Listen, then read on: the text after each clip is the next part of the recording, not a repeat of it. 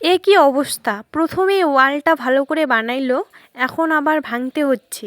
তো দাঁড়াও সবটাই তোমাদের সঙ্গে শেয়ার করব। তো প্রথমেই ঘুম থেকে উঠে ব্রাশ করে আমি রান্নাঘরে গেলাম চা খাইতে। তো মাকে দেখছি এখানে মা রুটি বানাচ্ছে। তো আমরা রোজ দিন সকালবেলা রুটি খাই। রুটি, সবজি, চা, আচার এসব খেয়ে থাকি। ভাতটা একটু কমে খাই। তো মা আমাকে এইখানে চা, রুটি আর একটা আচার দিয়ে দিল। আমি এখন এটাকে খাবো। খেয়ে তারপর তোমাদেরকে সব ব্যাপারটা খুলে বলছি, ব্যাপারটা কি হয়েছে। তো দেখো আমি এখানে চাটা খেয়ে নিলাম। আর এই যে আমাদের সাইডের ওয়ালগুলো, এটা কমপ্লিট হয়ে গেছে দুই সাইডে। আগের দিন দেখাইছিলাম যে হাফ ওয়াল ছিল, এখন এটা ফুল করে দিয়েছে। তো কি সুন্দর লাগছে এখন দেখতে, দেখো। আর এই যে বললাম যে ওয়ালটা ভাঙছে, এটা ওয়াল ভাঙার একটাই কারণ, যে ওয়ালের মাঝখানে দরজা বানাবে। ভাইয়ের ইচ্ছে যে মাঝখানে দরজা বানাবে।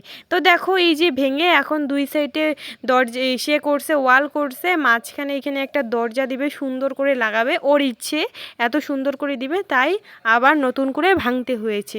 অনেকটাই সুন্দর লাগছে।